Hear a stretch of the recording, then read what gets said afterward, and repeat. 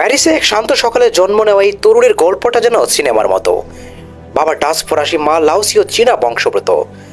শৈশব থেকে স্বপ্ন ছিল ইউরোপের কোনো বড় ক্লাবে খেলবেন। পিএসজি আর আয়াক্স এর জুনিয়র ক্যাম্পে প্রশিক্ষণ নিয়েছেন। সেখান থেকে ফুটবলের প্রেমটা তার রক্তে মিশে যায়। কিন্তু জীবনের এক মোড়ে মাত্র 14 বছর বয়সে মায়ের কর্মসূত্রে তাকে চলে আসতে হয় হংকংয়ে।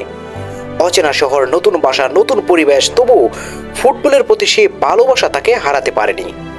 ফ্রান্স ইন্টারন্যাশনাল স্কুলে পড়ার সময় আবার মাঠে নামলেন।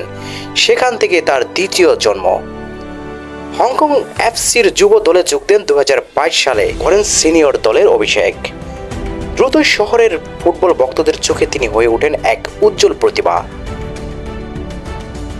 এরপর শুরু হয় আন্তর্জাতিক যাত্রা। গত বছর হাতে পান হংকং এর SAR পাসপোর্ট এবং এই বছরের শুরুতেই প্রথমবারের মতো জাতীয় দলের জার্সি গায়ে চাপান। বর্তমানে খেলছেন চাইনিজ সুপার লিগের শানডং তাইশান ক্লাবে। আর কাল তিনি যা করলেন সেটা ইতিহাসের অংশ হয়ে থাকবে। বাংলাদেশের বিপক্ষে রাফায়েল মার্কেসের হ্যাটট্রিক পুরো ম্যাচ জুড়ে যেন একাই বদলে দিয়েছেন গল্পের দিক। হাফ টাইমের পরে নেমে তিনি খেলাটাই না খেলেছেন।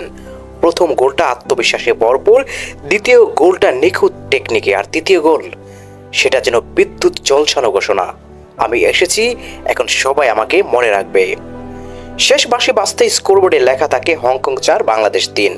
মাত্র 23 বছর বয়সে রাফায়েল মার্কেস নিজের নাম খোদাই করলেন এশিয়ান ফুটবলের নতুন ইতিহাসে।